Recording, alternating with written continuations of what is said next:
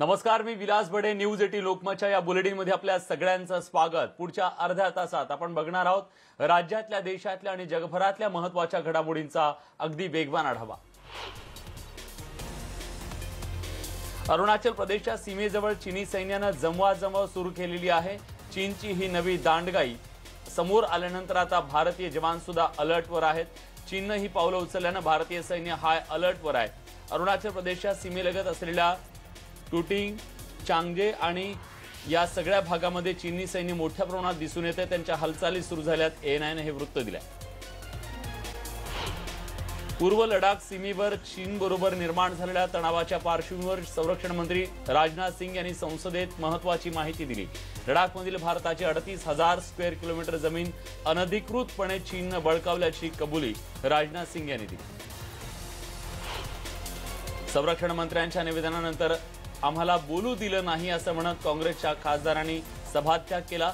संसद परिसरातील गांधीजींच्या पुतळ्यासमोर धरणं आंदोलन देत घोषणाबाजी केली. खासदारांच्या वेतन आणि भत्त्यामध्ये कपात करण्यासाठी विधेयक मंजूर करण्यात आले. 30% कपातीचा लोकसभेतल्या विधेयकाला मंजुरी देण्यात आली आहे. NCBचा जया शहा आणि श्रुती मोदी यांना समन्स बजावण्यात आलेले आहेत. बुधवारी या दोघांची चौकशी होणार असल्याची माहिती सूत्रांनी दिली आहे. मुंबई महानगरपालिकेनं केलेल्या कारवाईवर कंगना पुन्हा एकदा आक्रमक झाली आहे. महापालिकेनं 2 कोटींची नुकसान भरपाई देण्याची मागणी कंगनानं केली आहे. बॉलिवूड इंडस्ट्रीला काही लोक बदनाम करत असल्याचं वक्तव्य समाजवादी पक्षाच्या खासदार जया बच्चन यांनी राज्यसभेत केलं. यावेळी नाव न घेता त्यांनी खासदार रवी किशन यांच्यावर निशाणा साधला. यानंतर कंगना राणावतनं सुद्धा ट्विट करत जया बच्चन यांच्यावर निशाणा साधला. मी तुमची मुलगी असते आणि तिच्याबरोबर छेडछाड झाली असती तर अभिषेकनं आत्महत्या केली असती तर असं बोलला असता का, असा सवाल तिनं दाखवत दया दाखवण्याची विनंती केली. कंगनानं नुकतंच एक ट्विट केलं. महाराष्ट्रात ठाकरे ऐवजी फडणवीस सरकार असतं तर ही वेळ आली नसती असं कंगनानं तिच्या ट्विटमध्ये म्हटलं.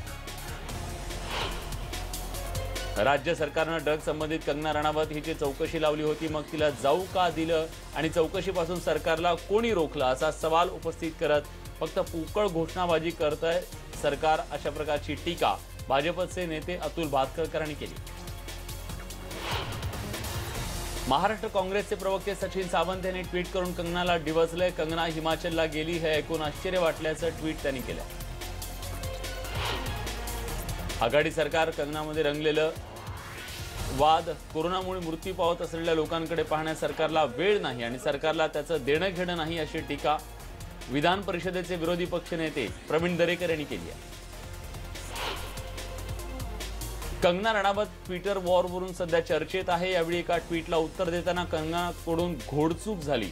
कंगनानं भारतीय चित्रपट सृष्टीचे जनक दादासाहेब फाळके यांचा उल्लेख बाबासाहेब असा केला, त्यामुळे नेटकऱ्यांनी तिला चांगलं झोडून काढलं.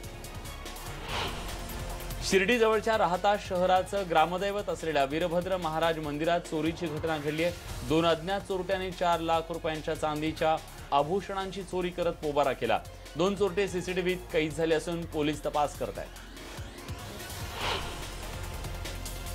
कांद्यावरची निर्यात बंदी उठवण्याच्या मागणीसाठी बुधवारी काँग्रेसनं राज्यव्यापी आंदोलन पुकारलंय. प्रत्येक जिल्ह्यात कार्यालयाच्या बाहेर हे आंदोलन केलं जाणार आहे.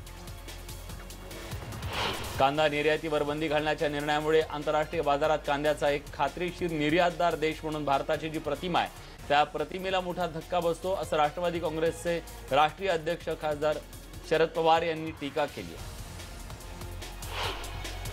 केंद्र सरकारनं घेतलेला कांदा निर्यात बंदीचा निर्णय हा चुकीचा आहे, त्यामुळे शेतकऱ्यांचं नुकसान होणार आहे. केंद्र सरकारनं हा निर्णय त्वरित मागे घेण्याची मागणी कृषी मंत्री दादा भुसे यांनी केली. कांदा निर्यात बंदी केल्यानंतर शेतकऱ्यांमध्ये संतापाची लाट उसळली आहे. देवळा तालुक्यातल्या उमराणी इथे संतप्त शेतकऱ्यांनी रस्त्यावर उतरून मुंबई आग्रा महामार्गावर रास्ता रोको केला. कांदा निर्यात बंदीमुळे कांद्याचे भाव देखील गडगडले, त्यामुळे शेतकरी आक्रमक झालाय.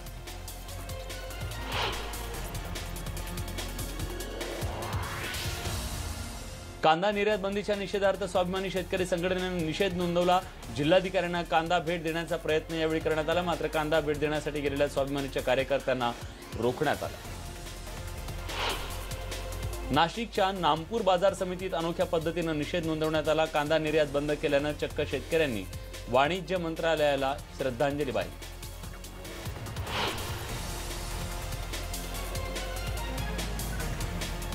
जालना सोलापूर राष्ट्रीय महामार्गावर सुखापुरी फाटा इथं शेतकऱ्यांनी गळ्यात मोसंबीची माळा घालून आंदोलन केलं। मोसंबी पिकाची नुकसान भरपाई मिळावी यासाठी शेतकऱ्यांनी हे आंदोलन केलं। कोरोनाच्या पार्श्वभूमीवर ऊसतोड मजुरांचा सुद्धा विमा उतरवण्याची मागणी करण्यात आली आहे। ऊसतोड कामगार फडावर जाणार नसल्याचा इशारा यावेळी देण्यात आला। 15 ऑक्टोबरपासून ऊस गाळप हंगाम सुरू होत आहे। ओबीसी समाजातील नेते आता राज्य सरकारच्या विरोधात आक्रमक झालेत। राज्यातील ओबीसी संघटनांनी ओबीसी कोट्यातील आरक्षणाला धक्का न लावता मराठा समाजाला आरक्षण देण्याची मागणी केली आहे। मेगा भरती करण्याची मागणी सुद्धा त्यांनी केली। पुणे पोलिसांनी मराठा समाजातील कार्यकर्त्यांना नोटिसा बजावल्यात। आंदोलन न करण्याबद्दल ही नोटीस बजावण्यात आली आहे, मात्र 17 तारखेला आंदोलन करण्यावर कार्यकर्ते ठाम आहेत। अनुसूचित जाती आणि जमातींच्या कर्मचाऱ्यांच्या पदोन्नतीच्या आरक्षणाला धक्का लागण्याची शक्यता आहे। सुप्रीम कोर्टात येत्या 25 सप्टेंबरला याची सुनावणी होऊ शकते। मराठा आरक्षणाच्या मुद्द्यावर संभाजीराजे छत्रपतींनी राष्ट्रवादी काँग्रेसचे अध्यक्ष शरद पवार यांची दिल्लीत भेट घेतली।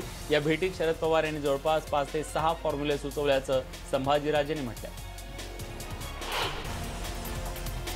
केंद्रीय ग्राहक संरक्षण मंत्रालयाने सरकारला दिलेला कांदा निर्यात बंदीचा प्रस्ताव कोरोनाच्या संकट काळात कांदा उत्पादक शेतकऱ्यांसाठी धक्कादायक आहे। बाजारातील कांद्याच्या वाढत्या किमतीच्या आधारावर केंद्र सरकारने केलेली निर्यात बंदी शेतकऱ्यांना उद्ध्वस्त करणारी आहे, अशी टीका खासदार उदयनराजे भोसलेंनी केली आहे।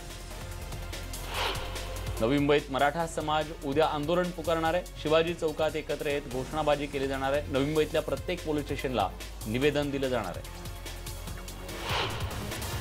मराठा आरक्षणाला स्थगितीनंतर बीडमध्ये जिल्हा क्रांती मोर्चाच्या वतीने बैठक घेण्यात आली। येत्या 18 तारखेला बीडमध्ये घंटानाद आंदोलनाची हाक देण्यात आली आहे। एल्गार प्रकरणातील बनावट कागदपत्र सार्वजनिक करण्याची मागणी ॲडव्होकेट प्रकाश आंबेडकरांनी केली आहे। ही कागदपत्र सार्वजनिक करून केंद्रातील मोदी सरकारच्या कारभाराचा पर्दाफाश करावा, अशी मागणी प्रकाश आंबेडकरांनी केली आहे। गृहमंत्री अनिल देशमुख हे आतापर्यंतचे सर्वात अपयशी गृहमंत्री आहेत, अशी टीका अतुल भातखळकरांनी केली आहे। तसंच ते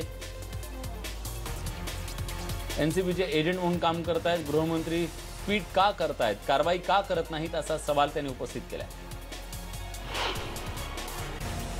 माजी नौदल अधिकारी मदन शर्मा यांनी राज्यपाल भगतसिंग कोश्यारी यांची आज राजभवनावर जाऊन भेट घेतली। या भेटीत त्यांनी आपली कैफियत राज्यपालांच्या समोर मांडली।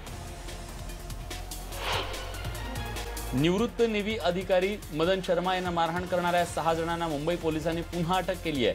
या प्रकरणी सोमवारी रात्री शिवसेनेच्या 6 जणांना अटक करण्यात आली। राज्यात कोरोनाचे दिवसभरात 20,482 नवे रुग्ण आढळलेत, तर 19,423 रुग्ण बरे होऊन घरी परतलेत। बरे होण्याचं प्रमाण हे 70.62% गेले।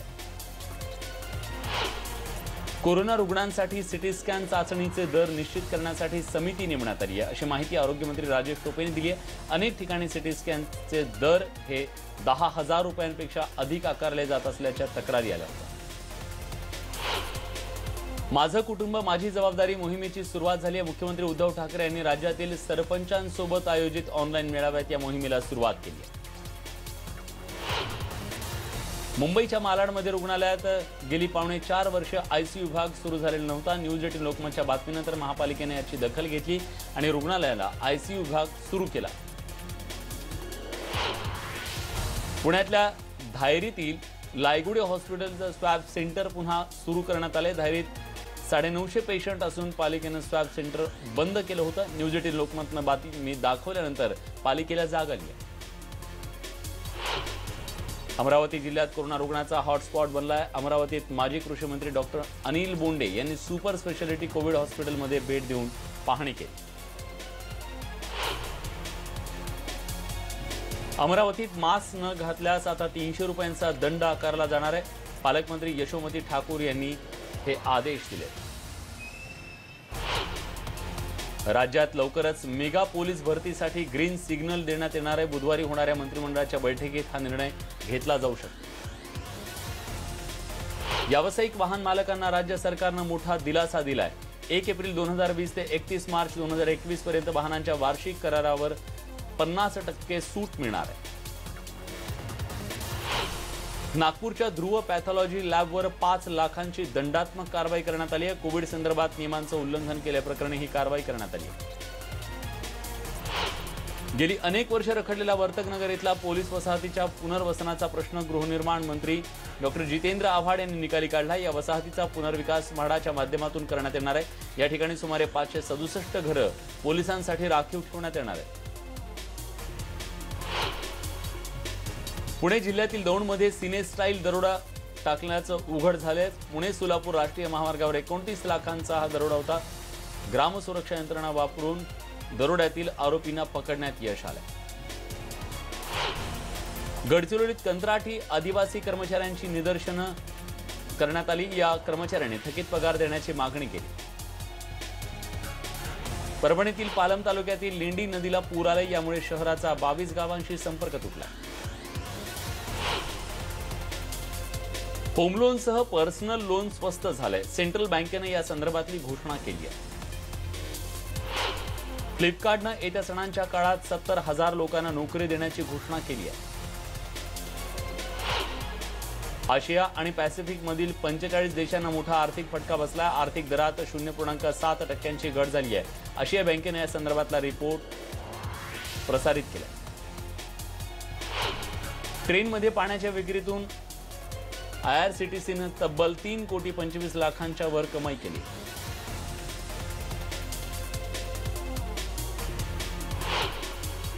या सगळ्या बातम्यांसोबत बुलेटिनमध्ये एक छोटासा ब्रेक नंतर इतर काही बातम्या। कुठे जाऊ नका, पहा फक्त न्यूज 18 लोकमत।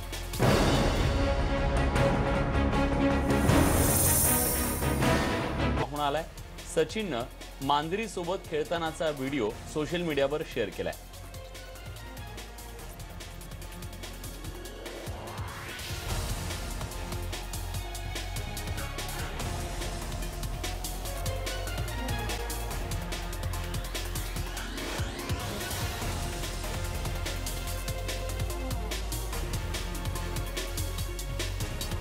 पाक क्रिकेट बोर्डाच्या निवड समितीचं अध्यक्षपद शोएब अख्तरला मिळण्याची शक्यता असल्याचं बोललं जात आहे। पाक क्रिकेट बोर्डानं निवड समिती प्रमुख पदावर काम केल्याबद्दल विचारल्याचं शोएब अख्तरनं म्हटलंय।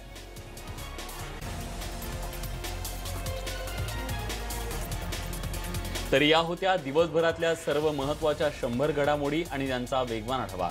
बुलेटिनमध्ये आपण इथेच थांबतोय। ताज्या घडामोडींसाठी बघत रहा न्यूज 18 लोकमत।